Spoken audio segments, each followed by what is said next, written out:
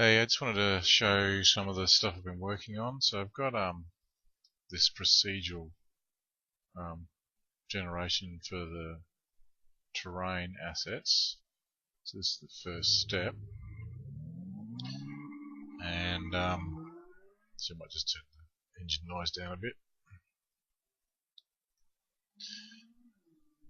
So it looks pretty convincing. I mean, early days, of course. Fairly natural looking. And obviously just random trees and stuff we'll grab from Unity. But it places the rocks and trees in sort of random rotations and offsets. And you can see over here, I can just load in loads more trees if I want to do vegetation, and loads more rocks if I want to do rocks. And what I do is I base it off a little procedural map that can be drawn in Photoshop.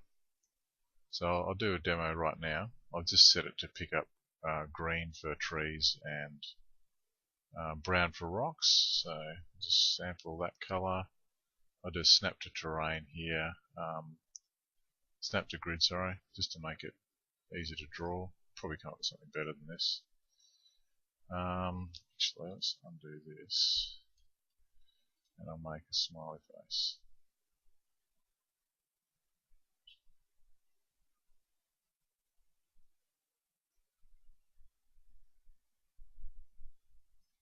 Go with maybe some well, flood fill with that.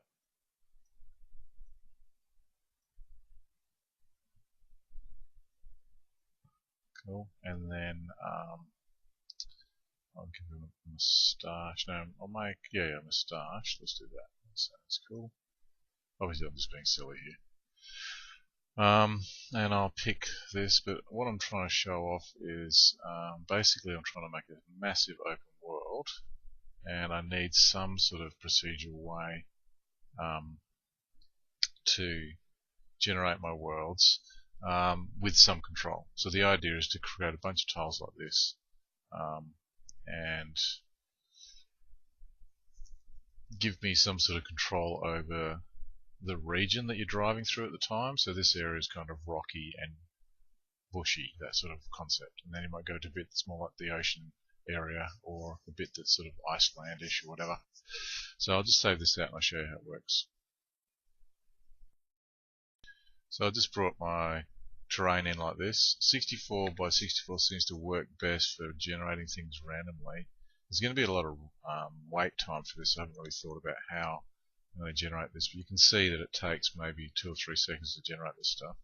Anyway, I bring in the sprite and I make a point sampling, and then I can go to my world generator and plug in that map, smiley terrain, and I'll turn off jitter so that you can see where things are placed properly.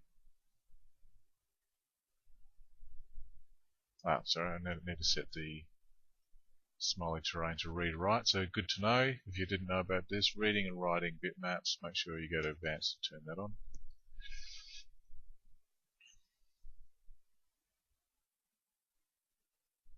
See the time it takes to generate based on that 64 by 64 grid. So yeah, it can take a long time to generate terrain. So let's have a look. Zoom out a bit. We've got the eyes, and we've got the mouth there. The smiley face. That looks a bit silly, really, doesn't it?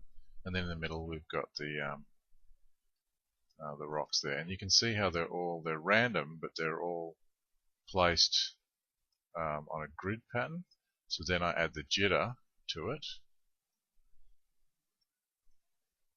and then it also spins them and stuff like that, and scales them a bit, give them sort of more randomization. So I get this to load, and now they're all sort of placed randomly around the place. And then I'll know also that if I want to put the road in, I can just go through. I'll just put in a ruler. That's roughly the center, I think. and then just cut it out so that I can have a road going through it. Just delete black, and then save that. Go back.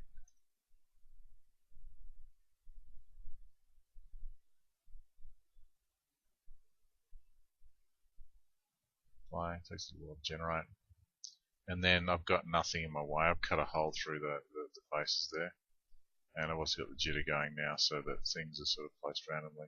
So not really sure what I'm going to do next, but at least I've got some sort of control over each section, and obviously I'm going to make masses and masses of terrain this way, and I can flip things and that sort of stuff.